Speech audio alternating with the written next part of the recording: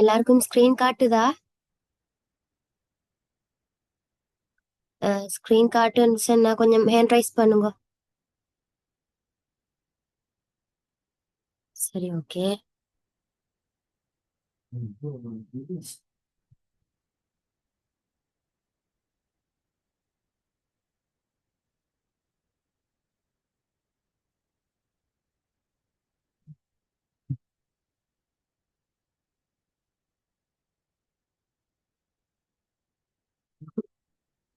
சரி, ஓகே.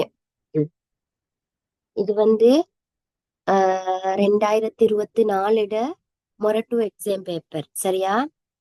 இதை செய்வோம் ஃபர்ஸ்ட்டுக்கு. கேள்வியை பாருங்க.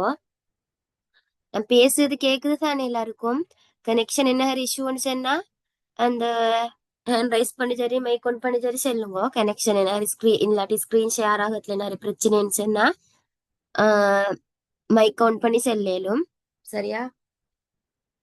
ஒரு வன்வட்டினது தொகுதி பருமன் 4 KB ஆகும். இப்ப இங்க என்ன சொல்லிக்கு, ஒரு தொகுதி பருமன் ஒரு பிளாக் சைஸ் வந்து 4 KB சரியா?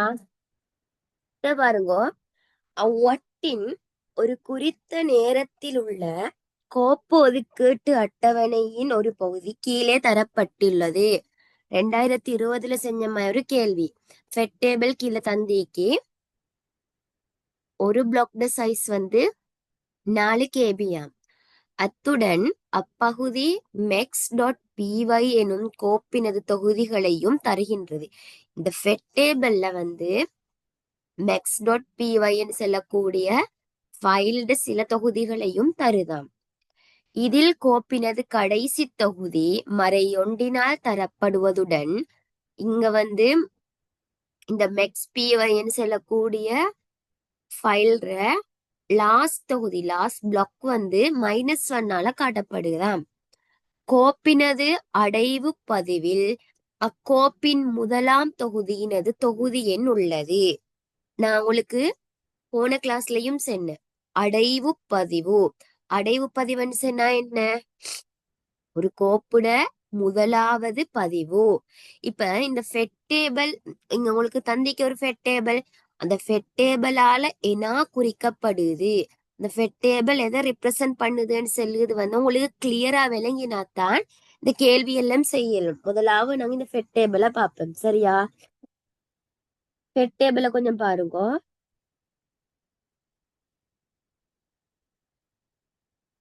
இந்த ஃபெட் டேபிள்ல 100, 102, 101, 100, 102 -1 அப்படி இருக்குதே. இங்க வந்து இந்த சைட்ல குறிக்கப்படுது தானே, அதாவது 100, 102 இப்படித்தானே இருக்குது. இந்த பக்கத்துல குறிக்கப்படுறது தான் உங்களுக்கான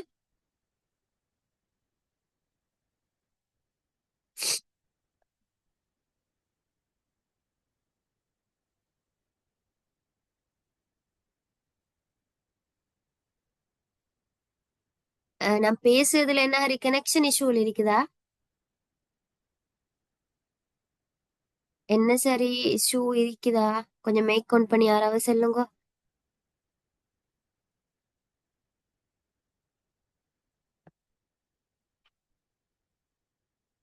நான் பேசுறது கேக்குதா? ஹேண்ட் ரைஸ் பண்ணுங்களே யாராவது. ஸ்கிரீன்ல எழுதுறது அது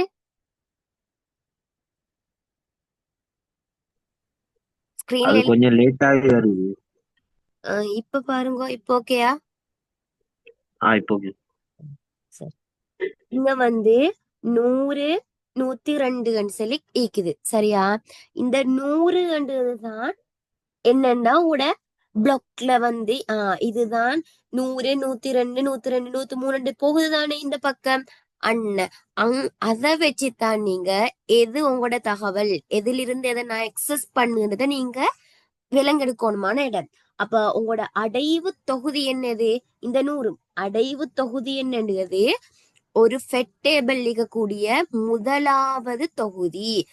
அதுல சொல்லிக்கு கோப்பினது அடைவு பதிவில் இந்த பாயிண்ட பாருங்க. கோப்பினது அடைவு பதிவில் அக்கோப்பின் முதலாம் தொகுதியினது தொகுதி எண் உள்ளது. அடைவு பதிவது 100 என்றுதான் அடைவு பதிவு. அடைவு பதிவென்று சொன்னா ஒரு ஃபெட்டேபிள் கூடிய முதலாவது தொகுதியை காட்டக்கூடிய எண். சரியா?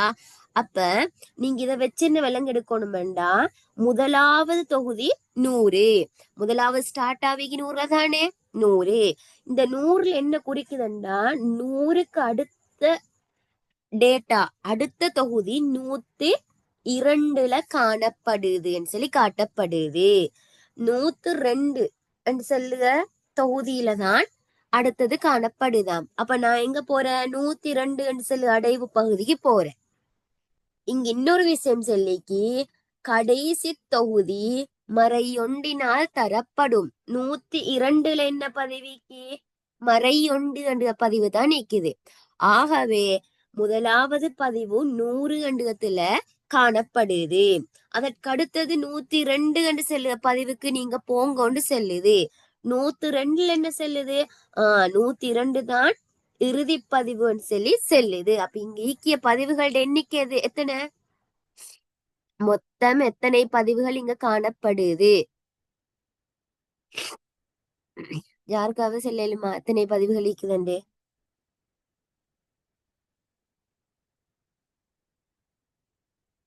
விளங்கினா இல்லையா?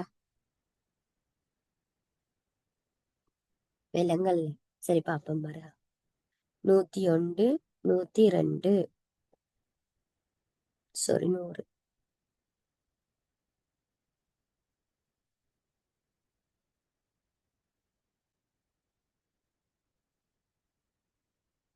இதுதான் உங்களுக்கு தந்திக்க டேபிள். சரியா? இந்த டேபிள்ல பாருங்க, இந்த பக்கம் காணப்படுதே, இந்த பக்கம் காணப்படுறதுதான் உங்களுக்கான தகவல்கள். இதிலிருந்து தான் நீங்க ஒவ்வொன்றையும் எக்ஸஸ் பண்ணணும். சரியா? முதலாவது முதலாவது தொகுதி என்னது, இப்ப 100, 102, 102, 103, 104 சொன்னா நீங்க எப்படியும் உங்களுக்கு சொல்லலும் 100ன்றது தான் ஸ்டார்டிங் பாயிண்ட். அங்க தந்தைக்கு இங்க ஸ்டார்டிங் பாயிண்டே 100. 100ல இருந்து தான் ஸ்டார்ட் ஆகுது. அப்ப அடைவு பதிவுன்னு சொன்னா ஸ்டார்டிங் பாயிண்ட். ஸ்டார்டிங் பாயிண்ட் என்னோட 100 கண்டுதான் ஸ்டார்டிங் பாயிண்ட். 100 கண்டுதான் அப்ப அடைவு பதிவு. அப்ப அந்த அடைவு பதிவுக்கு அடுத்த பதிவு என்ன, அந்த பதிவால காட்டப்படும் இதற்கு அடுத்த பதிவு எங்கேன்னு சொல்லி. ஆகவே 102 என்ற பிளாக்ல தானா அடுத்த பதிவு இக்கி. ஆகவே 102க்கு போனா 102ல என்ன இக்கி, -1 நிக்குது. -1ஆல என்ன காட்டப்படும், கடைசி தொகுதி தான் -1ஆல காட்டப்படும். ஆகவே இங்க 100 கண்டுக பதிவும் mex.py என்று சொல்லக்கூடிய அந்த கோப்புல 100 கண்டுக பதிவும் 102 கண்டுக பதிவும் தான் காணப்படுது. இந்த 101, 103, 104 கண்டுக பதிவுகள் வேற ஃபைல்களுக்கான தொகுதிகளாக இருக்கலும். ஆனால் mex.py என்று சொல்லக்கூடிய கோப்புக்கான பதிவு அல்ல. mex.py என்ற கோப்புக்கான பதிவு 100ம் 102ம். எப்படி 100 சொல்லி கண்டுபிடிச்ச, அதுதான் முதலாவது அடைவு பதிவாக இருக்குது. அந்த 100 செல்லும் இதற்கடுத்தது எந்த பதிவுக்கு செல்ல வேண்டும், 102 என்ற பதிவுக்கு நீங்க செல்ல வேண்டும். 102ல இருக்கு என்ன பதிவு, -1 -1ஆல இதுதான் கடைசி தொகுதின்னு சொல்லி காட்டப்படுது. ஆகவே இங்க 100 கண்டுகதும் 102 என்று சொல்லக்கூடிய 2 பதிவுகள் மாத்திரம்தான் காணப்படுது. சரியா? நான் பேசுறது விளங்குதா? ஓகே.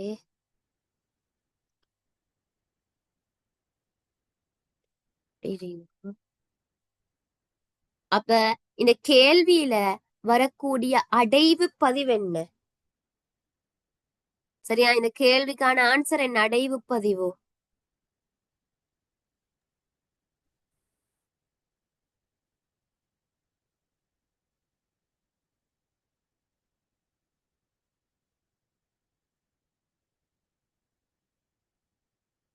யாராவது சொல்லுங்க, அடைவு பதிவு என்ன?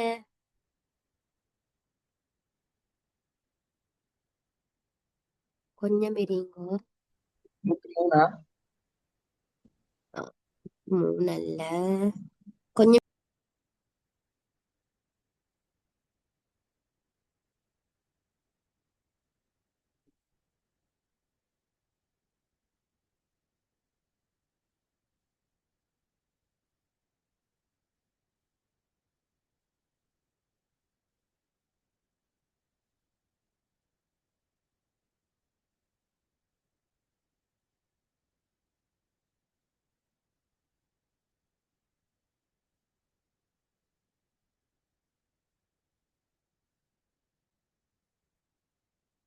சரி, ஓகே, பாருங்க. ஸ்கிரீன் ஆனது தானே எல்லாருக்கும் இப்ப? கொஞ்சம் ஹேண்ட் ரைஸ் பண்ணுங்க, ஸ்கிரீன் எல்லாருக்கும் காணுதுன்னு சொன்ன.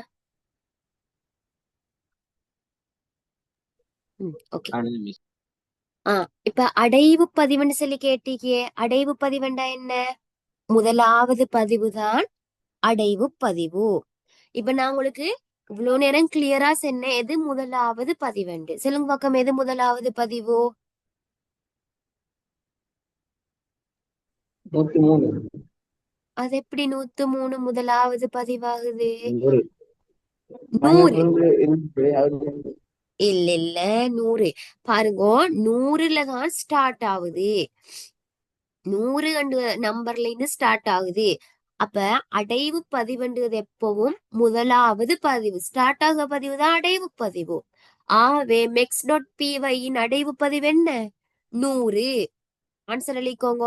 அடைவு பதிவு 100. ஸ்டார்டிங் பாயிண்ட் தான் ஸ்டார்ட், அதாவது முதலாவது தொகுதி, முதலாவது பதிவு தான் அடைவு பதிவுண்டு நாங்க. ஆகவே மெக்ஸ் டாட் பிஒயின் அடைவு பதிவு 100.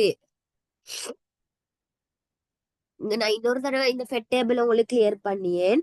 இங்க வந்து 100, 100, 102, 101, 100, 102 -1, 103, 101, 104, 105 இருக்குது. 100 என்று செல்லக்கூடிய பிளாக்ல இருந்து தான் உங்களோட மெக்ஸ் டாட் பிஒய் என்று செல்லக்கூடிய அந்த பிளாக் வந்து ஸ்டார்ட் ஆகுது. சரியா? 100 கண்டத்துல இருந்து ஸ்டார்ட் ஆகுதா? 100ல இருந்து அதற்கு அடுத்ததாக எதுக்கு செல்ல வேண்டுமா? 102 என்ற பிளாக்குக்கு செல்லட்டாம். 102 என்று செல்லக்கூடிய அந்த பிளாக்ல இருக்கக்கூடிய பெருமானம் என்ன? -1. -1 இதுல இங்க பாயிண்ட் பாருங்க. கடைசி தொகுதி -1 தரப்படுகின்றது. ஆகவே இதோட உங்களோட மெக்ஸ் பிஒய்ன்னு செல்லுக ஃபைல் முடிவடையுது. ஆகவே உங்களோட இந்த மெக்ஸ் பிஒய்ன்னு செல்லக்கூடிய ஃபைல்ல 100, 102 ரெண்டு பதிவும் மட்டும்தான் காணப்படுது. இந்த 100 பதிவு காணப்படுது. 100ல இருந்து 102 சொல்லட்டாம். 102 பதிவு இருக்குது. 102ல இருந்து -1. -1 அதோட முடிவடையுது.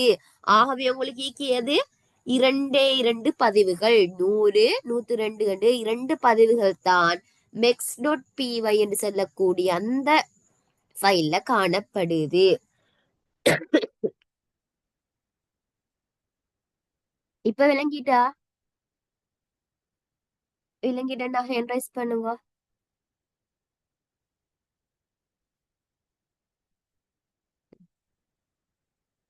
அடுத்தாக்களுக்கு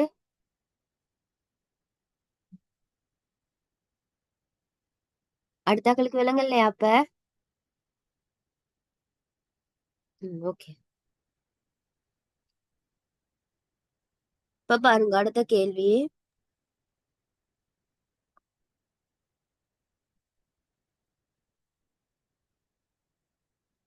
மெக்ஸ் டாட் பிஒயின் ஒதுக்கிய வட்டு வெளியாது.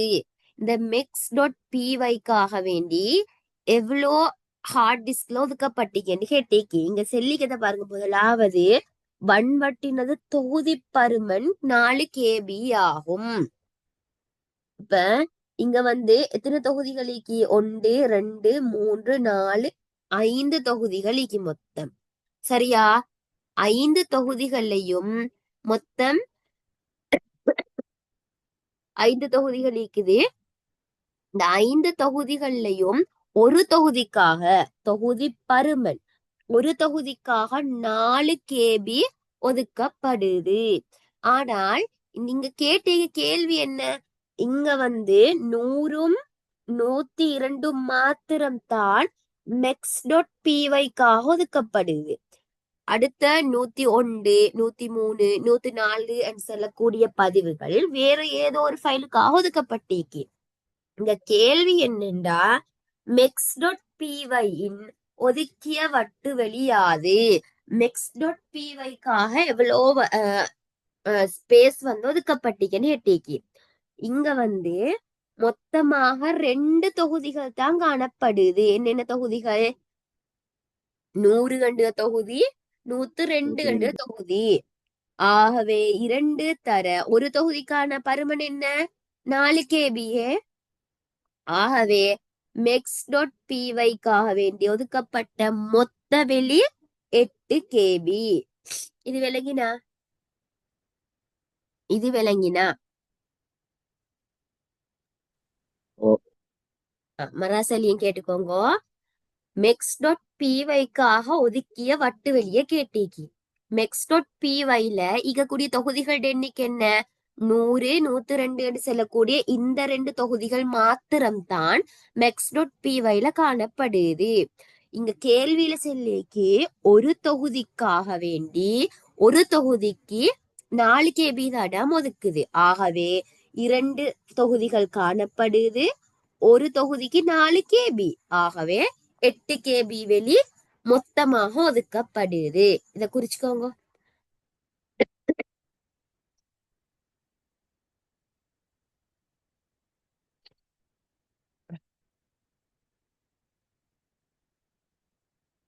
குறிச்சு இப்ப நினைக்க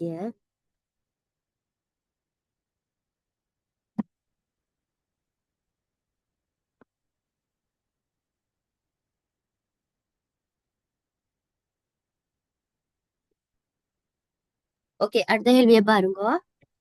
கோப்பு அதுல ஒராங் கேள்வியில ஆ ஒராங் கேள்வியில ஆ இந்த இறுதி தொகுதி -1 காணப்படும் இருந்துச்சு. ஓ தந்திக்கு அப்ப -1 இருந்து பார்த்தால் அப்ப அதை வச்சு பேத்து பார்த்தால் 103 இல்லையா அடைய போகுது. -1 அர்த்தம் என்ன தெரியுமா? -1 இதோட கூட கோப்பு முடிஞ்சுதுன்னு அர்த்தம். அதுக்கு மேல கூட கோப்பு இல்ல, 102ஓட கூட கோப்பு முடிஞ்சுது செல்லுதான் -1 காட்டப்படுது.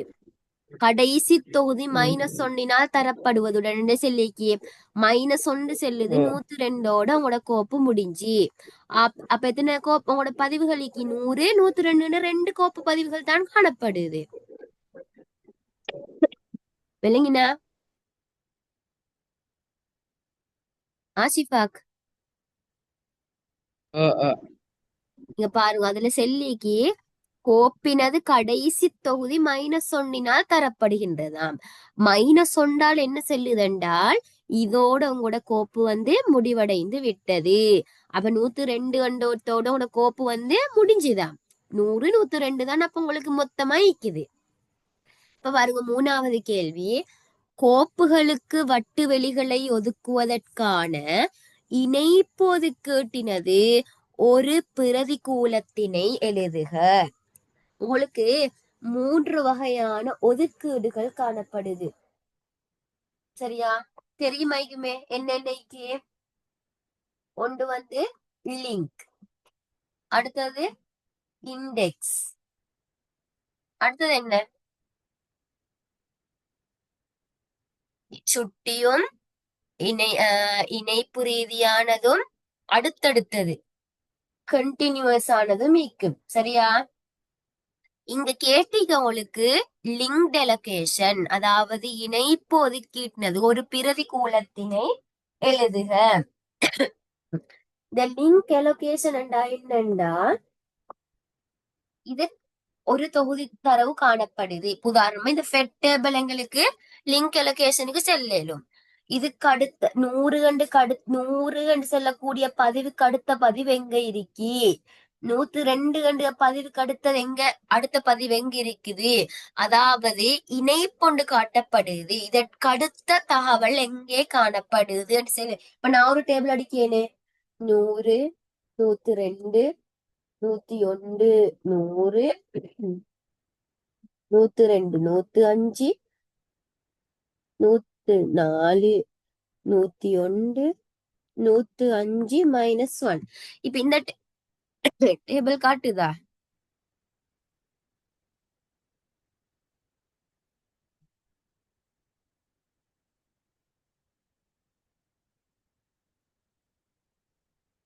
இந்த டேபிள பாருங்க. இது ஒரு ஃபெட் டேபிள். நான் இப்ப புதுசா ஒரு டேபிள் அடிச்சேன். இதோட அடைவு தகவல் என்ன? 100 தான் என் அடைவு தகவல். சரியா? முதலாவது தொகுதி காட்டப்படுது 100ல. 100க்கு அடுத்தது எங்க தகவல் இருக்குதுன்னு காட்டுது 102 கண்ட பிளாக்ல. அதற்கு அடுத்த தகவல் காணப்படுதாம். 102க்கு போறேன். 102ல செல்லுக. இதற்கு அடுத்த டேபிள், அதுக்கு அடுத்த தகவல் எங்க இருக்குது? 105 இடத்துல இருக்குதாம். 105க்கு போறேன். அந்த தகவல் எடுக்கியே 105ல செல்லுக. அதற்கு அடுத்த டேபிள் எங்க இருக்கேண்டு? அதுல செல்லுது -1. -1 என்ன அர்த்தம்? இதோட இந்த டேபிள், அதாவது இந்த ஃபைல் வந்து முடிவடைந்து விட்டது. இதுதான் லிங்க் அலோகேஷன், அதாவது இணைப்பொதுக்கீடு. அதற்கடுத்த பதிவு, இதற்கடுத்த தகவல் எங்கே காணப்படுதுன்னு சொல்லக்கூடிய ஒரு சுட்டியில் ஒரு பாயிண்டர். இதற்கடுத்த 100 என்ற பிளாக்கு அடுத்த தகவல் எங்கே காணப்படுது என்று சொல்லி ஒரு பாயிண்ட் காட்டும், இணைப்பொண்டு காட்டும். இதுதான் இணைப்பு ரீதியான ஒதுக்கீடு. இந்த ஃபெட் டேபிள வந்து எங்களுக்கு இணைப்பு ரீதியான ஒதுக்கீட்டுக்கு ஒரு உதாரணமாக செல்லும். விளங்கினா?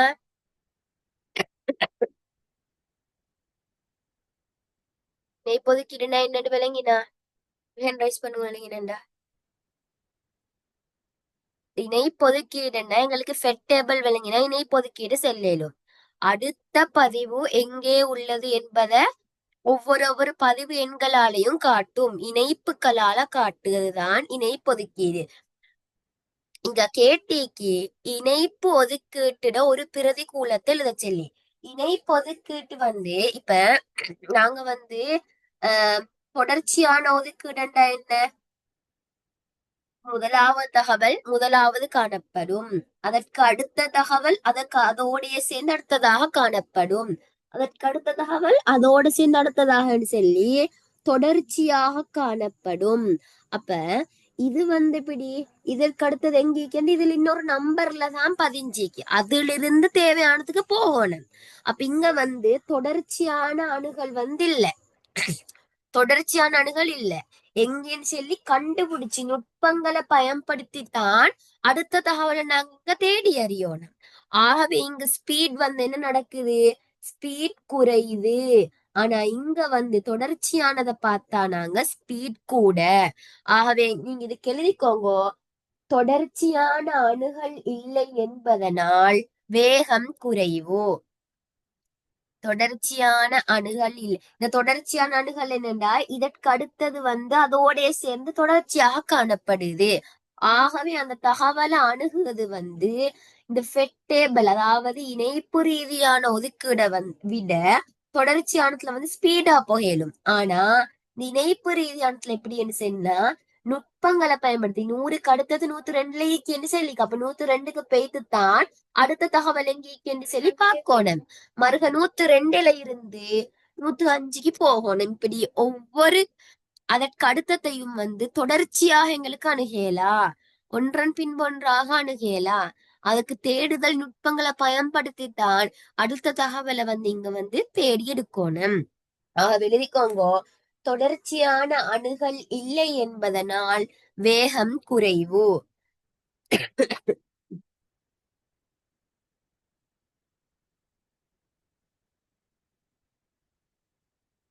சரி, அடுத்த கேள்வியை பாருங்க.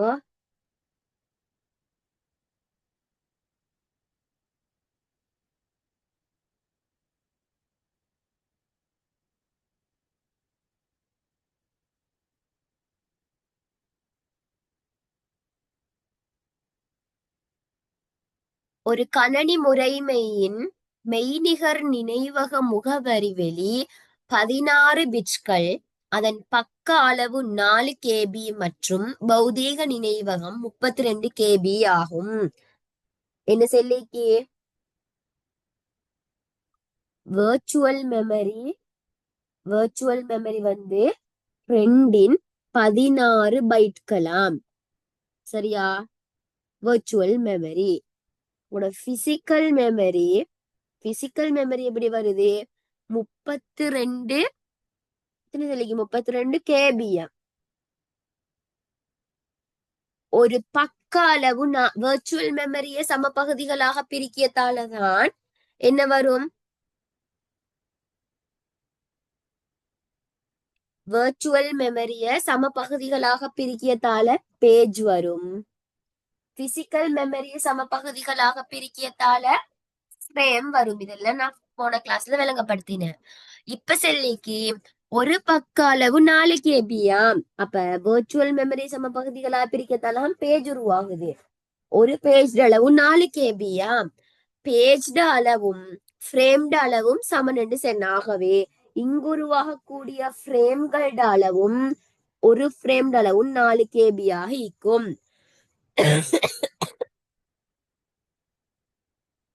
முதலாவது கேள்வி என்னண்டு, இப்ப இதுல செல்லிக்கு என்ன, உங்களோட வெர்ச்சுவல் மெமரி 16 பிட்ஸ்களால் ஆக்கப்பட்டிருக்கு. அப்ப எனக்கு மொத்த கொள்ளளவு எவ்வளவுன்னு போடலும்? பிட்ஸ்களோட அளவால பைட் மொத்த கொள்ளளவிலே காட்டலுமே 2 16 பைட் என்று செல்லும். உங்களோட வெர்ச்சுவல் மெமரியிட மொத்த கொள்ளளவு. பிசிக்கல் மெமரிக்கு 32 கேபி அவங்க ஆல்ரெடி தந்திக்கு. அது இல்லாம ஒரு பக்கத்துல அளவு 4 கேபின்னு தந்திக்கு. வெர்ச்சுவல் மெமரியை சம பகுதிகளாக பிரிக்கியதுதான் பேஜ். பிசிக்கல் மெமரியை சம பகுதிகளாக பிரிக்கத்தால் உருவாகுதுதான் ஃப்ரேம். இன்னொன்னு படிச்ச நாங்க ஒரு பேஜ்ட கொள்ளளவும் ஒரு ஃப்ரேம்ட கொள்ளளவும் சமன். ஆகவே ஒரு பேஜ் 4 கேபியாக இருந்தா கட்டாயமாக ஒரு ஃப்ரேமும் 4 கேபியாக இருக்கும். இப்ப பாருங்க, மெய்நிகர் நினைவகத்தின் பருமன் யாது? உங்களோட மெய்நிகர் நினைவகத்தோட மொத்த பருமன் உங்களுக்கு என்னன்னு குடுக்கலும்? 2 16 பைட்னு குடுக்கலும். டிரெக்டா ஆன்சரை குடுக்கலும்.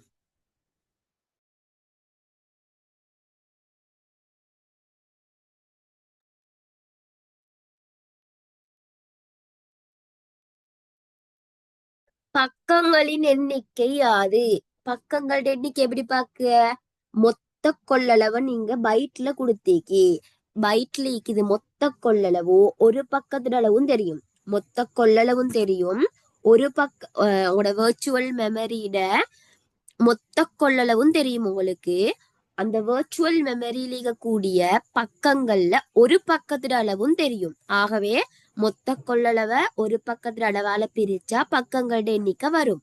ஆனா இங்க பைட்லயும் மொத்த கொள்ளளவு பைட்லயும் ஒரு பக்கத்துல அளவு கேபிலையும் இருக்கு. அப்ப நான் இந்த ரெண்டையும் என்ன சரி ஒரு அலகிற்கு மாத்திக்கணும். நான் பைட்டை கேபிக்கு மாத்தியேன். 2 பைட் தான் ஒரு கேபிக்கு சமன். இங்க எத்தனை பைட் உங்களுக்கு தேவை கேபிக்கு சேஞ்ச் பண்ணதுக்கு? 2 16 பைட் தேவை. ஆகவே 2 16 எத்தனை கேபி? குறுக்கு பெருக்கம் செய்த நான் 2 16 எதோட பெருக்கோணம்? 2 16 பைட்ட 1 கேபியோட பெருக்கோணம். எது கீழுக்கு வரும்? 2 பைட் கீழ வரும். பைட்டுக்கு பைட் போக 2 16 2 பிரிக்கோணம். அடிகள் சமனாகிக்கும் போது சுட்டிகள் பிரிக்கப்படும் போது கழிக்கப்படுமாகவே 2 6 வரும். 16 10 கழிச்சா 6 வரும். அடுத்தது கேபி. இங்க கேபிக்கு ஒரு கேபியால பெருக்கினா கேபின்னு வரும். ஆகவே உங்களோட இந்த வெர்ச்சுவல் மெமரியிட மொத்த கொள்ளளவு என்னன்னு 2 16 பைட் 2 கேபி. அதாவது 2 64 கேபி. உங்களோட வெர்ச்சுவல் மெமரி இந்த மொத்த வெர்ச்சுவல் மெமரியும் 64 கேபியாம். சரியா? அது சம பகுதிகளுடைய பேஜ்களால் உருவாக்கப்பட்டிருக்கு. ஒரு பேஜ் அளவு 4 கேபி. உங்களோட மொத்த வெர்ச்சுவல் மெமரி 64 கேபி.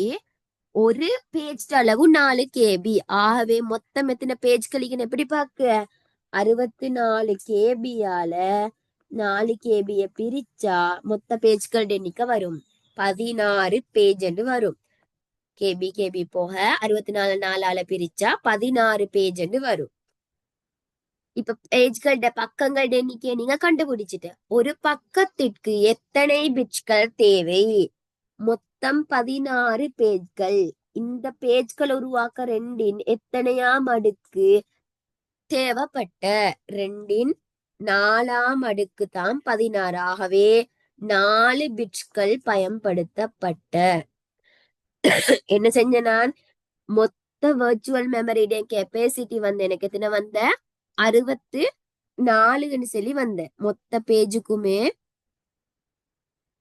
64 கேபின்னு சொல்லி எனக்கு வந்த. ஒரு பேஜ் மொத்த வர்ச்சுவல் மெமரியும் 64 கேபி. அந்த வர்ச்சுவல் மெமரியில் இருக்கக்கூடிய ஒரு பேஜ் அளவும் 4 கேபி. ஆகவே 64 கேபியை 4 கேபியால பிரிச்சா மொத்தம் 16 பேஜ் வரும். இந்த 16 பேஜையும் உருவாக்க எத்தனை பிட்கள் தேவை? 2 4ஆம் அடுக்கு தான் 16. ஆகவே 4 பிட்கள் தேவை இந்த 16 பேஜையும் உருவாக்க. சரியா? விளங்கிட்டா?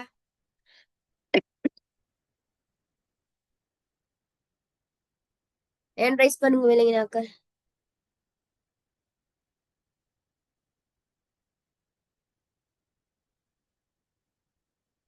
சரி, ஓகே, எழுதிக்கோங்க. எழுதிக்கோங்க.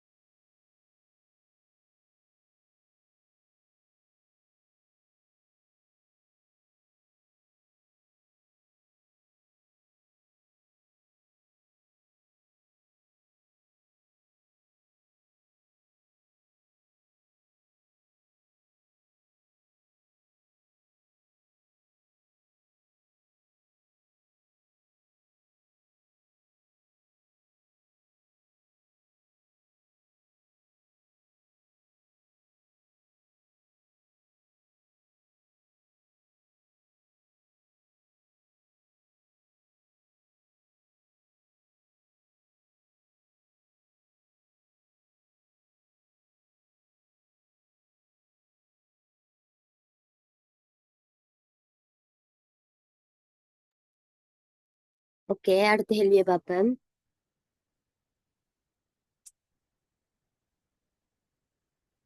இது 2023 மொரா கேள்வி.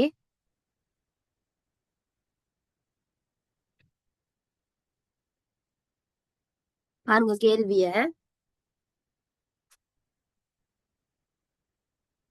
0 தொடக்கம் 256 வரையுள்ள 16 பிட்ஸ் மெய்நிலை முகவரிகளை பயன்படுத்தத்தக்க 18 இங்க மெய்நிகர் முகவரியிட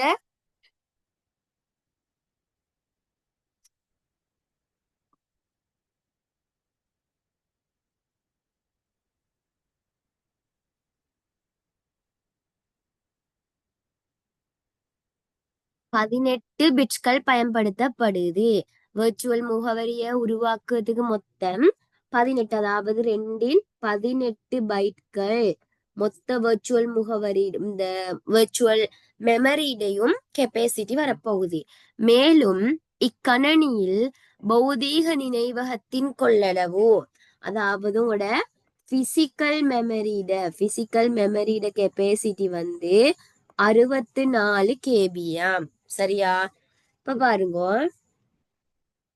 மேற்குறித்த 18 பிட்ஸ் மெய்நிகர் முகவரியானது பக்க எண்ணின் பிட்ஸ்களை தொடர்ந்து ஆஃப்செட் பிட்ஸ்களால் ஆனது. முதலாவது வந்து பக்க பிட்ஸ்களும் வெர்ச்சுவல் மெமரி அட்ரஸ் எப்படி வரப்போகுதுன்னா, முதலாவது பகுதி பேஜ் பிட்களையும் இரண்டாவது அதை தொடர்ந்து ஆப்செட்களாலையும் வரப்போகுதாம்.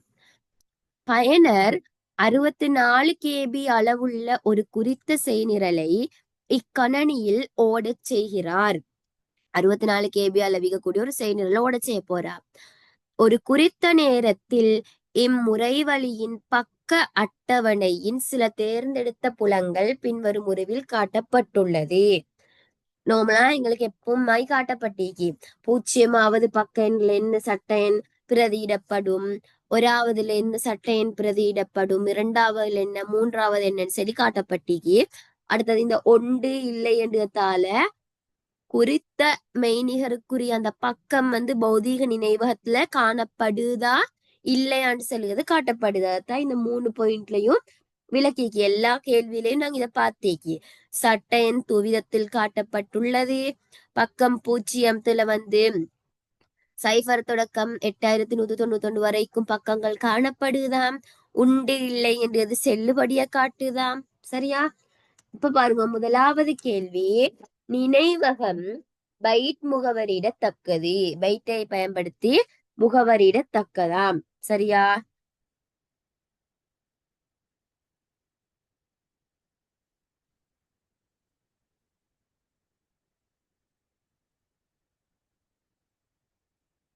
இப்ப பாருங்க, மெய்நிகர் நினைவகத்தின் நினைவக அளவை கேபியில் தருக.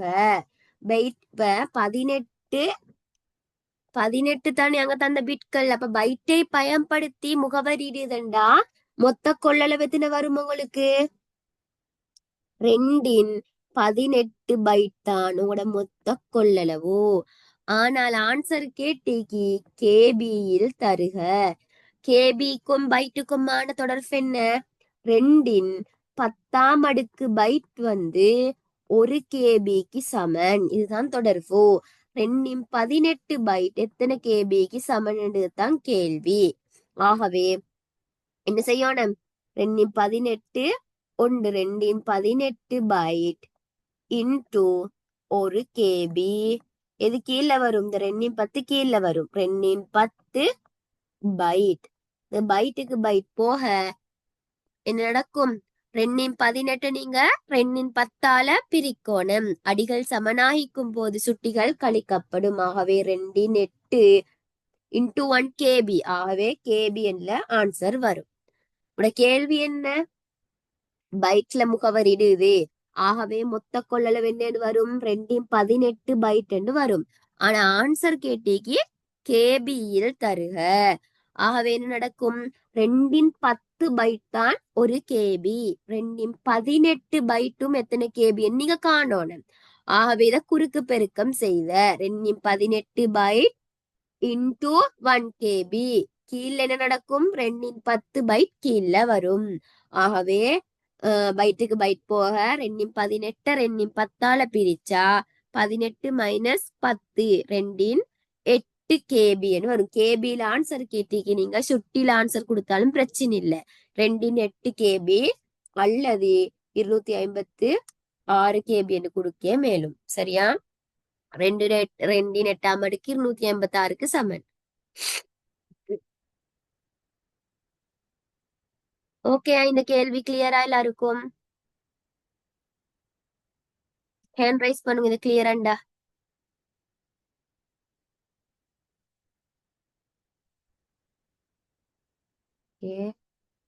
அடுத்த கேள்வியை பாருங்க. உருவாக்கப்படும் பக்கங்களின் எண்ணிக்கை யாது? உருவாக்கப்படும் பக்கங்களுடைய எண்ணிக்கை எப்படி பாக்கு?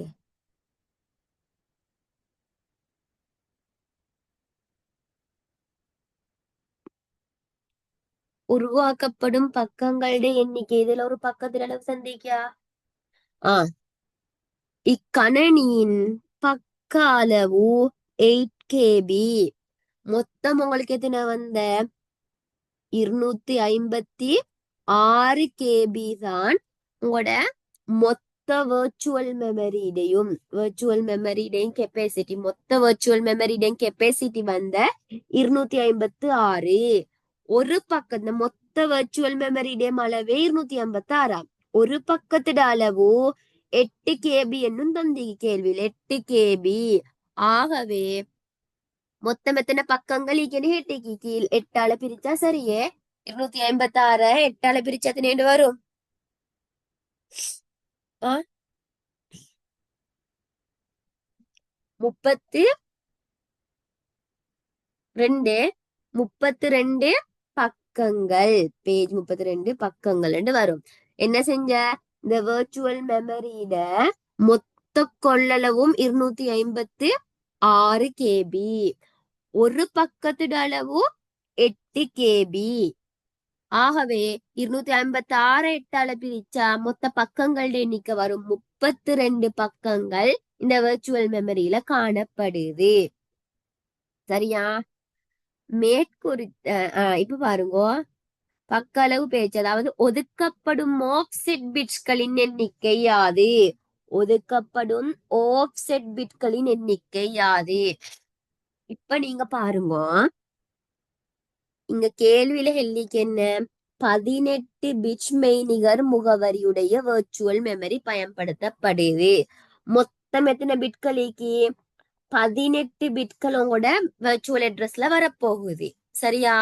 18 பிட்கள்ல முதலாவது பகுதி பேஜ் பிட்டும் அதை தொடர்ந்து ஆஃப்செட்டும் வரப்போகுதாம். நார்மலாவே நாங்க இது கான்செப்ட்லயே படிச்சேன். முதலாவது பேஜ் பிட், அதை தொடர்ந்து என்ன வரும்? அதை தொடர்ந்து என்ன வரும்? ஆஃப்செட் வருமே.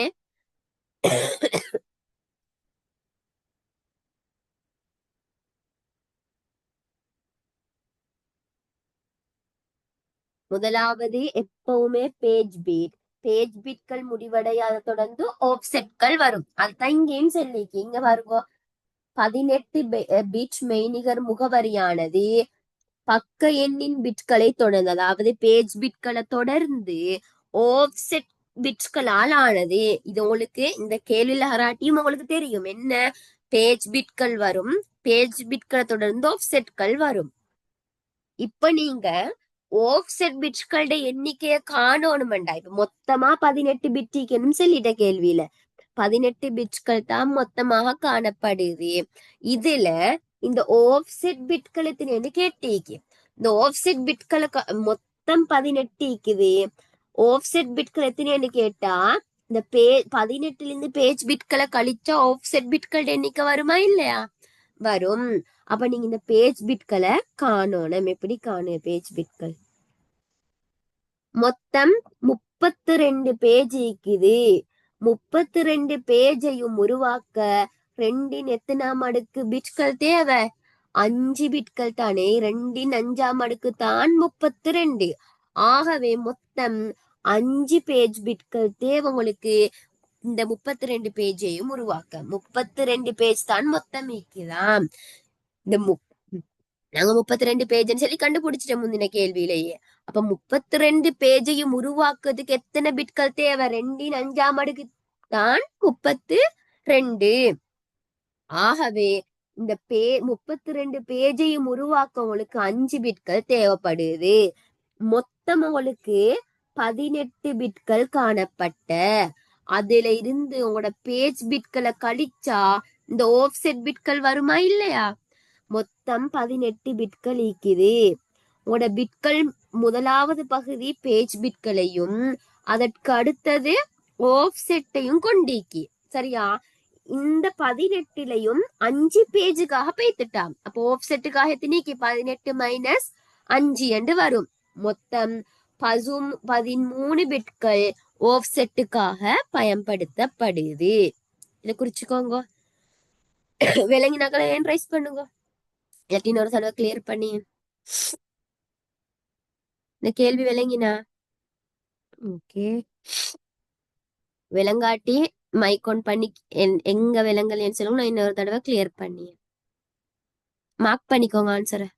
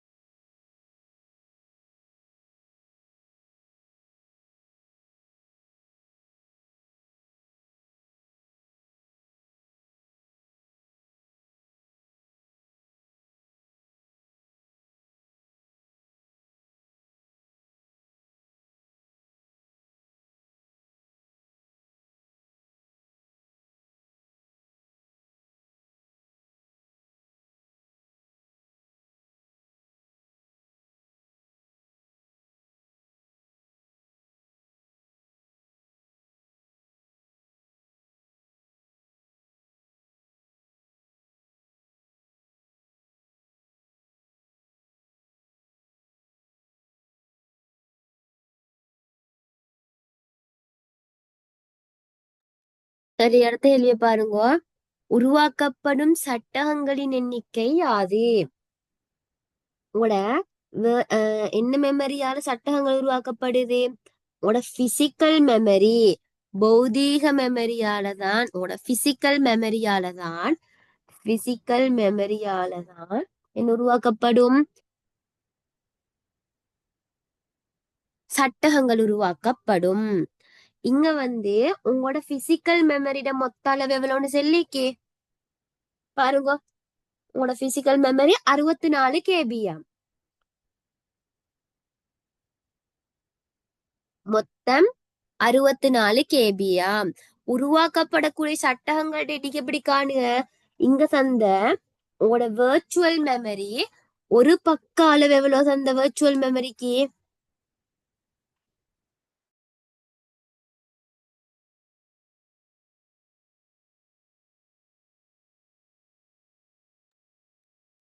உங்களோட பிசிக்க வெர்ச்சுவல் மெமரியில வந்து எத்தனை தந்த? உங்களோட வெர்ச்சுவல் மெமரியில வந்து ஒரு பக்கத்தோட அளவு 8 KB தந்தவங்க. சரியா? இப்படித்தானே தந்த.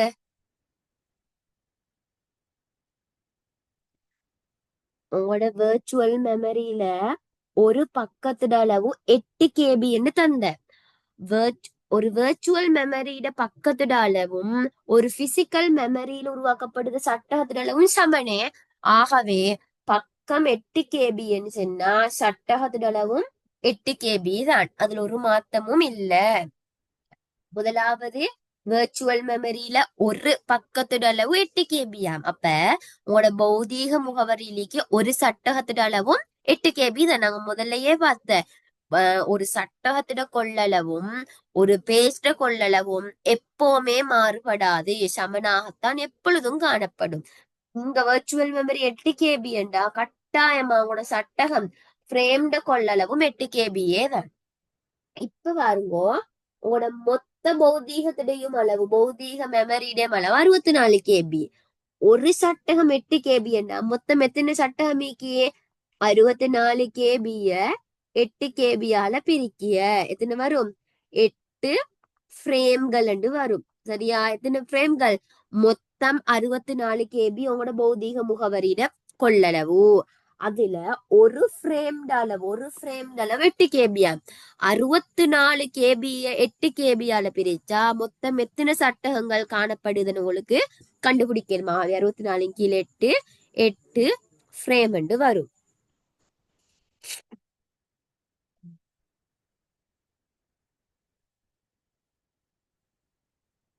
மார்க் பண்ணிக்கோங்க அத.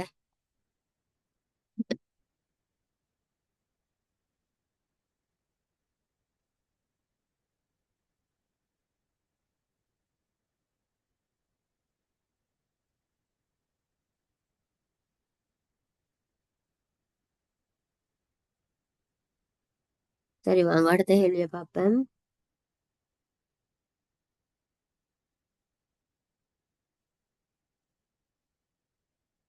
இப்ப பாருங்க, அடுத்த கேள்வி என்ன சொல்லிக்கு?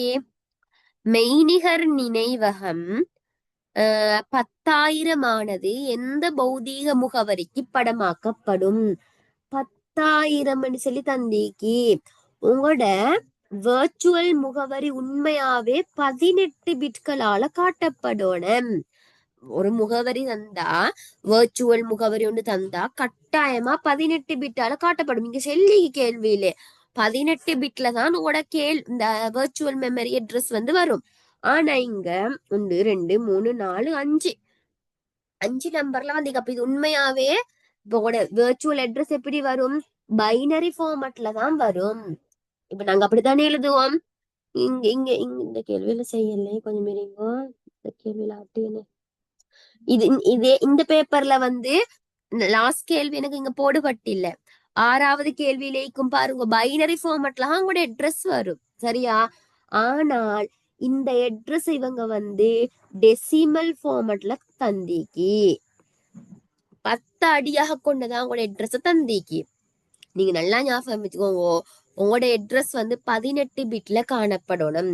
ஆனா இங்க எப்படி தந்திக்கேன்னு சொன்னா மெய்நிகர் நினைவகம் 10,000 என்று தந்திக்கி டெசிமல்ல தந்திக்கான். ஆகவே நீங்க இதை என்னத்துக்கு கன்வெர்ட் பண்ணணும்? பைனரிக்கு கன்வெர்ட் பண்ணணும்.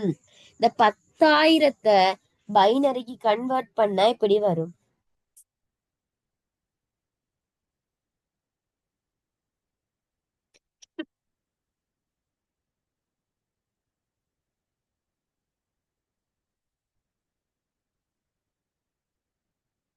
கன்வெர்ட் பண்ணி பாருங்க.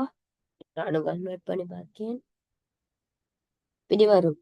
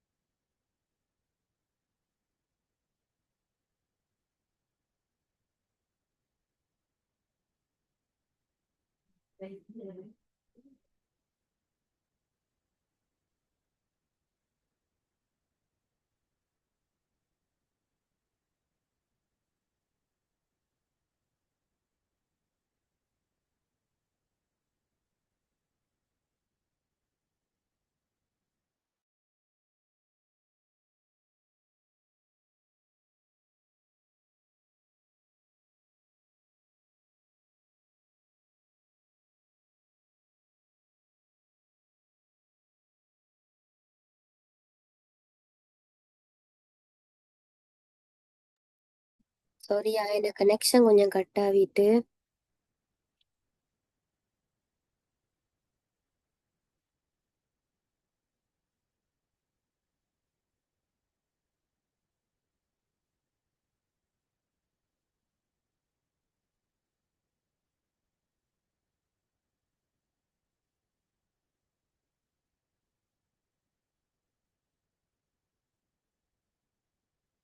இதுதான் 10,000 வந்து டெசிமலு கன்வெர்ட் பண்ணா வாருது. சரியா? இப்ப பாருங்க இதுல எத்தனை பிட் இருக்குது? 1 2 3 4 5 6 7 8 9 10 11 12 13 14 காணப்படுது. நான் பேசுறது விளங்குதா எல்லாருக்கும்? கொஞ்சம் ஹேண்ட் ரைஸ் பண்ணுவோம். பேசுறது விளங்குதான்னு சொன்னா பேசுறது விளங்குதா? கேக்குதா? ஹேண்ட் ரைஸ் பண்ணுங்க. பேசுறது கேக்குதண்டா? யாருக்கும் பேசுறது கேட்கலையா?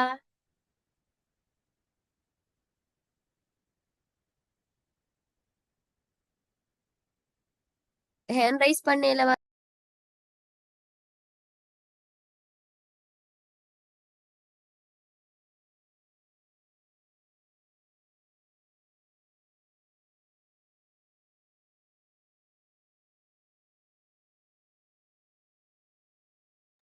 பேசுறது கேக்குது தானே?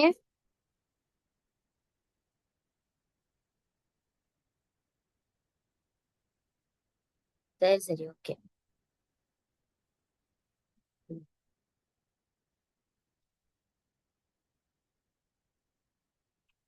இப்ப பாருங்க, இதுதான் உங்களுக்கான என்ன மாற்றீடு செஞ்சதுக்கு பிறகு உங்களுக்கு கிடைச்சது. சரியா? இப்ப இதுல எத்தனை பிட்களுக்கு மொத்தம்? 4 5 6 7 8 9 10 11 12 13 14 பிட்கள் தான் காணப்படுது. மொத்தம் 14 பிட்கள். ஆனா உங்களோட கேள்வியில செல்லிக்கு மொத்தம் 18 பிட்கள் காணப்பட வேண்டும். அப்ப முன்னால என்ன செய்த நான்? முன்னால 4 பூஜ்ஜியங்கள் சேர்த்துக்கோற. இந்த கேள்வி விளங்கினா, இந்த கேள்வி நான் என்ன செஞ்சேன்னு விளங்கினா? நான் மறக்க செல்லியேன். இப்ப 10,000 என்று சொல்லக்கூடிய வெர்ச்சுவல் அட்ரஸ்ல வந்து படமாக்கப்படக்கூடிய பௌதீக முகவரி எதன்னு கேட்டேக்கி. அப்ப நீங்க பார்க்கணும், வெர்ச்சுவல் அட்ரஸ் சொல்றது வந்து நார்மலா முந்தி உங்களுக்கு தார எத்தனை பிட்ஸ்ல கேள்வி தந்தீங்கோ அந்த பிட்ஸ்ல நீ உங்களுக்கு அட்ரஸ கேட்டு அதுக்கான பௌதீக முகவரி தான் கேட்கப்படுது. ஆனால் இங்க வந்து அப்படி இல்ல. இங்க 10,000 என்று டெசிமல் ஃபார்மட்ல கேள்வியை தந்தீங்க. அப்ப நீங்க என்ன செய்யணும்டா, அத முதலாவது பைனரி ஃபார்மட்டுக்கு சேஞ்ச் பண்ணணும். பைனரிக்கு சேஞ்ச் பண்ணா உங்களுக்கு ஆன்சர் எப்படி வரும்னு சொன்னா இப்படி வரும்.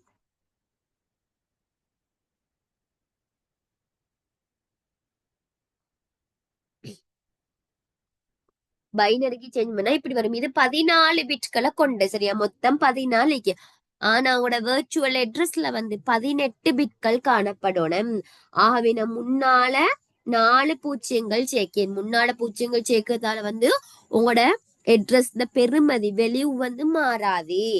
இப்ப பாருங்க, இந்த வெர்ச்சுவல் அட்ரஸ் வந்து எந்த பிசிக்கல் மெமரிக்கு, எந்த பௌதீக முகவரிக்கு இடமாற்றப்படுதுன்னு தான் நீங்க காட்டணும். இதுல முதலாவது நீங்க எப்படி கண்டுபிடிக்க, ஆஃப்செட் வந்து நாங்க பாத்தீங்க பேஜ் பிட்டும் ஆஃப்செட்டும் சேர்ந்துதான் எங்கட வெர்ச்சுவல் அட்ரஸ் வரும். சரிதானே? எங்கட பேஜ் பிட்டும் ஆஃப்செட்டும் சேர்ந்து வரும். இந்த பேஜ் பிட் தான் பௌதீக முகவரிக்கு மாற சொல்லோக்கு ஃப்ரேம் பிட்டாக மாறும். பௌதீக முகவரி அட்ரஸ் எப்படி வரும்? ஃப்ரேம் பிட் பிளஸ் ஆஃப்செட் வரும். அப்படித்தானே நாங்க பார்த்த எங்கட பேஜ் பிட்டும் ஆஃப்செட்டும் சேர்ந்துதான் வெர்ச்சுவல் முகவரி உருவாகும். நான் இதெல்லாம் கன்செப்ட்ல சொல்லி தந்தேன். அதே எங்கட பிசிக்கல் மெமரி அட்ரஸ், அதாவது பௌதீக முகவரியிட அட்ரஸ் எப்படி வரும்? ஃப்ரேம் பிட்டும் ஆஃப்செட்டும் சேர்ந்து வரும். இந்த ஆஃப்செட் வந்து 2 முகவரியிலே மாறுபடாது. இந்த 2லயுமே ஒரே ஆஃப்செட் தான் வரும். நீங்க கண்டுபிடிக்கணும் உரிய பேஜ் பிட்டுக்கான ஃப்ரேம் பிட் எதுன்னு கண்டுபிடிக்கணும். இப்ப பேஜ் பிட் எதுன்னு சொல்லி எப்படி நீங்க கண்டுபிடிக்க? முதலாவது எத்தனை பேஜ் பிட்கள் பயன்படுத்தப்படுதுன்னு தெரிஞ்சுக்கணும். இந்த கேள்விக்கு நாங்க கண்டுபிடிச்ச முதலாவது எத்தனை பேஜ் உருவாக்கப்படுத பக்கங்கள்ட எண்ணிக்கை பார்த்த. மொத்தம் எத்தனை பக்கங்கள் உருவாக்கின? 2ஆம் கேள்விக்கு 32 பக்கங்கள் உருவாக்கின. இந்த 32 பக்கங்களையும் உருவாக்க எத்தனை பேஜ் பிட்கள் பயன்படுத்தப்பட்ட? 2 எண்ணாம் அடுக்கு 32. இந்த 32 பேஜ்களையும் உருவாக்க எத்தனை நாங்க இங்கேயும் செஞ்ச இங்க ஒரு 13 ஆஃப்செட்கள் கண்டுபிடிச்சே. அதுக்கு முதல் நாங்க எத்தனை பேஜ் பிட்கள் கொடுத்த? இந்த 32 பேஜ்களையும் உருவாக்க 5 பிட்கள் பயன்படுத்தப்படும். 2 5ஆம் அடுக்கு தான் 32. ஆகவே பேஜ் பிட்களுடைய எண்ணிக்கை 5. இந்த முகவரியில இதுதான் உங்களோட வெர்ச்சுவல் முகவரி. வெர்ச்சுவல் முகவரி எப்படி உருவாகுது? பேஜ் பிட்களையும் ஆஃப்செட்டையும் சேர்த்து உருவாகுது. இந்த பேஜ் பிட்கள் எத்தனை வந்து உங்களுக்கு பேஜ்களை உருவாக்க 32 பேஜை உருவாக்க உங்களுக்கு 5 பிட்கள் தேவைப்படுது. ஆகவே முதலாவது 5 பேஜ் பிட், மீதி இருக்கக்கூடிய இந்த 13 உங்களோட ஆஃப்செட் பிட்கள். நாங்க சொன்ன இந்த வெர்ச்சுவல் அட்ரஸ் உங்களுக்கு பிசிக்கல் அட்ரஸா மாத்துகண்டா பேஜ் பிட்டுக்குரிய ஃப்ரேம் பிட்ட கணிக்கோணும். சரியா? அப்ப உங்களோட பேஜ் பிட், இந்த பேஜ் பிட்டுக்குரிய ஃப்ரேம் பிட்டை நாங்க கணிப்போம். ஆஃப்செட் வந்து மாறுபடாதுன்னு பார்த்தே. நாங்க வெர்ச்சுவல் மெமரியிலையும் பிசிக்கல் அட்ரஸ்லயும் 2லயும் ஆஃப்செட் மாறுபடாது. ஆகவே இந்த ஆஃப்செட் தான் உங்களோட பௌதீக முகவரிக்கும் வரப்போகுது. என்ன? 0 0 1 1 1 0 0 0 1 0 0 0 வரும். இந்த பேஜுக்கான ஃப்ரேம் பிட்ட கண்டுபிடிக்கணும். இது வந்து 0 0 0 0 1 கட்டத்தீங்க எதுக்கு சேஞ்ச் பண்ணணும்? பைனரியிலிருந்து எதுக்கு சேஞ்ச் பண்ணணும்? இது பைனரி ஃபார்மேட்ல இருக்குது. டெசிமல் ஃபார்மேட்டை நாங்க சேஞ்ச் பண்ணுங்க. உங்களோட அட்டவணை, உங்களோட கேள்விக்கான அட்டவணையில பக்க எண் தரப்பட்டிக்கு என்ன ஃபார்மேட்ல? டெசிமல் ஃபார்மேட்ல தந்திக்கு. ஆகவே நீங்க பேஜ் பிட்டுக்கான சட்டக எண், அதாவது ஃப்ரேம் பிட்ட கணிக்கணும்டா கட்டாயமாக உங்களோட இந்த பக்க எண்ணை வந்து நீங்க என்னத்துக்கு மாத்தணும்? டெசிமல். இது டெசிமல்ல தானே காணப்படுது. ஆகவே நீங்க இந்த அட்ரஸ்லயும் டெசிமலுக்கு மாத்தணும். இத டெசிமலுக்கு மாத்தினா 1 வரும். 1 தானே? இது 0 0 0 1 1க்கு சமன். ஆகவே இந்த பக்க எண் ஒண்டால எந்த ஃப்ரேம் பிட் சட்ட எண்ண காட்டுது 101 கண்டுக சட்ட எண்ண காட்டுது. ஆகவே இவ்விடத்துல பிரதியீடு இந்த இந்த பேஜ் பிட்ட பிரதியீடு செய்யக்கூடிய ஃப்ரேம் பிட் என்ன 101. ஆகவே முன்னால 101 கண்டு வரும். விளங்கினா என்ன செஞ்சண்டு என்ன செஞ்ச உங்களுக்கு தந்த கேள்வி 10,000 என்று செல்லக்கூடிய 10,000 என்று செல்லக்கூடிய வேர்ச்சுவல் முகவரி எந்த பௌதீக முகவரியில மாற்றீடு செய்யப்படுது. உங்களுக்கு தெரியணுமான விஷயம், ஒரு வேர்ச்சுவல் முகவரி என்று சொல்லுகிறது பேஜ் பிட்களையும் ஓஃப்செட்களாலையும் உருவாக்கப்படும். அதே மாதிரி அவங்களோட பிசிக்கல் மெமரி என்றது ஃப்ரேம் பிட்களாலையும் ஓஃப்செட்களாலையும் உருவாக்கப்படும். வேர்ச்சுவல் மெமரியுடையும் ஒரு வேர்ச்சுவல் மெமரியோட ஓஃப்செட்டும் ஒரு பிசிக்கல் மெமரியோட ஓஃப்செட்டும் ஒரு நாளும் மாறுபடாது. ரெண்டும் ஒரே மாதிரி சமனாக காணப்படும். இந்த பேஜ் பிட்டுக்கான படமாக சொல்லுவோம், இந்த பேஜ் பிட்டுக்கான ஃப்ரேம் பிட் தான் கணிக்கப்படுது. அதை நீங்க காணி எப்படி? இப்ப நீங்க 10,000த்துக்கான பைனரி ஃபார்மேட்டை கண்டுபிடிச்சிட்டீங்க. கண்டுபிடிச்சி பேஜ் பிட்களுக்கு என்னும் பார்த்த மொத்த பேஜ் 32 காணப்பட்ட 32 பேஜ்களையும் உருவாக்க இந்த 32 பேஜ்களையும் உருவாக்க உங்களுக்கு எத்தனை பிட்கள் தேவைப்பட்ட 2 எண்ணாம் அடுக்கு 32 பேஜ்களையும் உருவாக்க 5 பிட்கள் உங்களுக்கு தேவைப்பட்ட. ஆகவே அந்த 5 பிட்டையும் நான் ஒதுக்கினேன். 5 பிட்டும் பேஜ் பிட். அதை தவிர்த்து இந்த வரக்கூடிய இந்த 13 ஆஃப்செட். இந்த 13 மாறுபடாம அப்படியே உங்களோட எதுக்கு வரும்? இந்த 13 மாறுபடாம உங்களோட பிசிக்கல் அட்ரஸுக்கு வரும். இந்த 13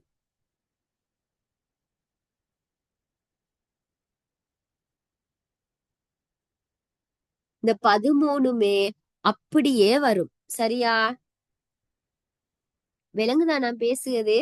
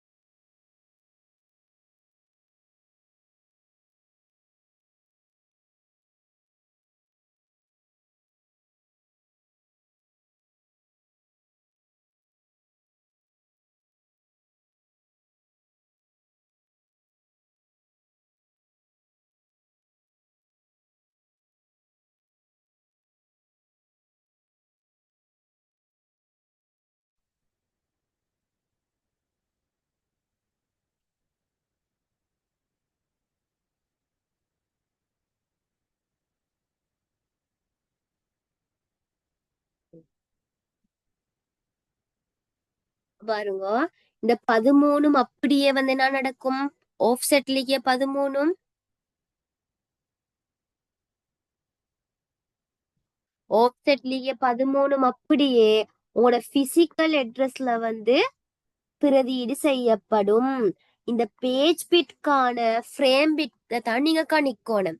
பேஜ் பிட் முதலாவது பேஜ் பிட் வந்து பைனரி இருக்குது. அதை நீங்க என்னத்துக்கு சேஞ்ச் பண்ணணும்? அதை வந்து நீங்க டெசிமலுக்கு சேஞ்ச் பண்ணணும். டெசிமலுக்கு சேஞ்ச் பண்ணதுக்கான காரணம் என்ன? உங்களோட பேஜ் எண்கள் வந்து டெசிமல்ல, அதாவது 10 அடியா கொண்டதாகத்தான் தரப்பட்டிருக்கு. ஆகவே நீங்க இது என்ன செய்யுதுன்னு சொன்னா, உங்களோட அட்ரஸ வந்து நீங்க என்னத்துக்கு சேஞ்ச் பண்ணு? உங்களோட அட்ரஸ வந்து டெசிமலுக்கு சேஞ்ச் பண்ணு. ஆகவே இந்த பேஜ் பிட் வந்து 1க்கு சமன். டெசிமல் 1க்கு சமன். ஆகவே பக்க எண் 1ல இருக்கக்கூடிய ஃப்ரேம் பிட் என்ன? 101. ஆகவே இந்த இந்த முன்னுக்கு பேஜ் பிட் 5 பேஜ் பிட்டையும் ரீப்ரசன்ட் பண்ண போனது என்ன? 101 ஃப்ரேம் பிட். இந்த ஆஃப்செட் அப்படியே மாறாது. அது அப்படியே வரும் 0 0 1 1 0 0 0 1 0.4 சொல்லி வரும். இந்த பேஜ் பிட்டை தான் மாற்றீடு செய்யும் ஃப்ரேம் பிட். அந்த பேஜ் பிட்டுக்கான ஃப்ரேம் பிட்டை நீங்க கொடுத்தா சரி. இது விளங்கினாக்களை ஹேண்ட் ரைஸ் பண்ணுங்க. இல்ல இன்னும் சரிதான் 1 மணி அடுத்தவங்களுக்கு. ஓகே, இத கொஞ்சம் குறிச்சுக்கோங்க.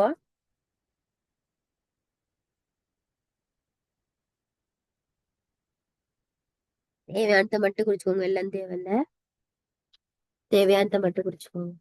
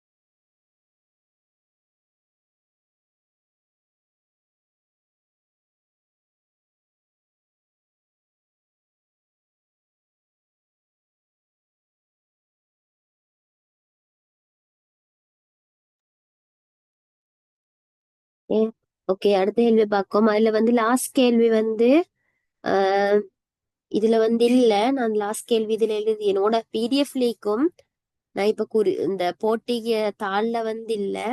உங்களோட பிடிஎஃப் அனுப்பின பிடிஎஃப் லிங்க்கும் இது அடுத்த கேள்வி என்னன்னு பாருங்க. தான் கேள்வி 0.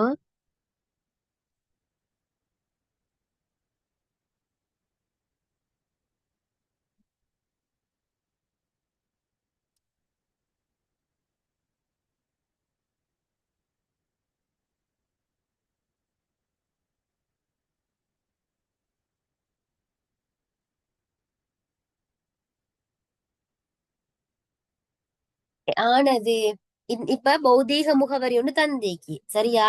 இப்படி ஒரு பௌதீக முகவரி ஒண்ணு தந்திக்கு. இந்த பௌதீக முகவரியானது சாரி சாரி இது உங்களுக்கு வேர்ச்சுவல் முகவரி தந்திக்கு.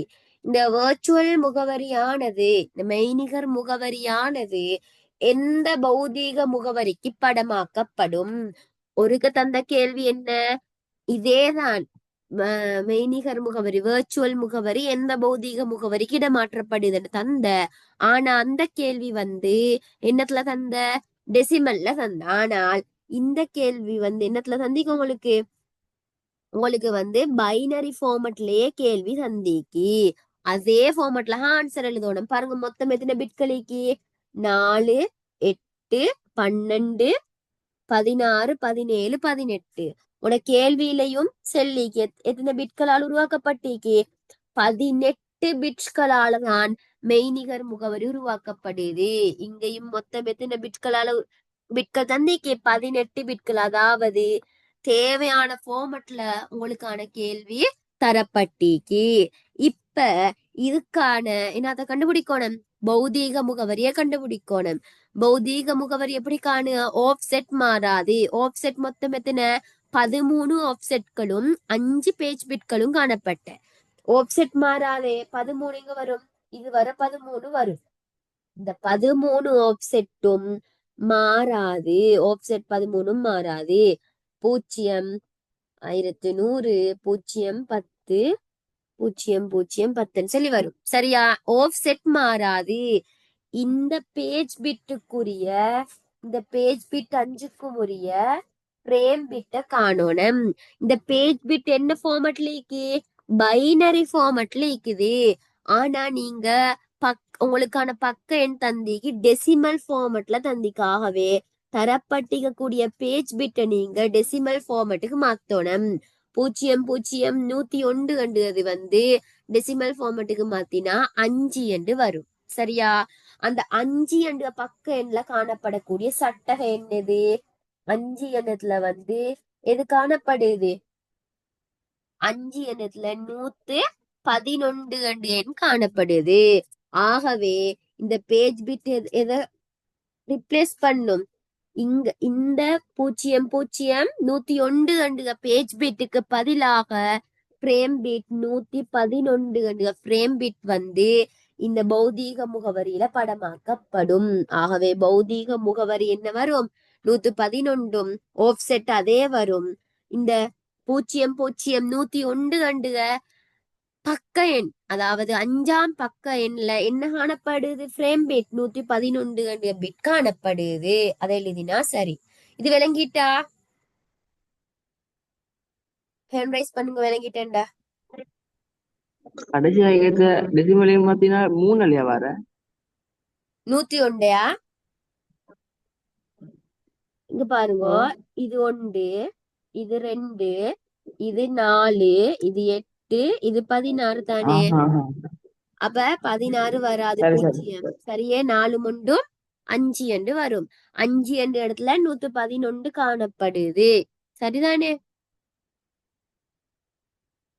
சரியா ஷிஃபாக்?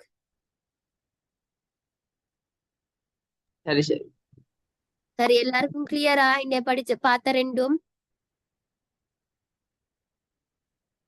கிளியரன்ஸ் என்ன ஹேண்ட் ரைஸ் பண்ணுங்க.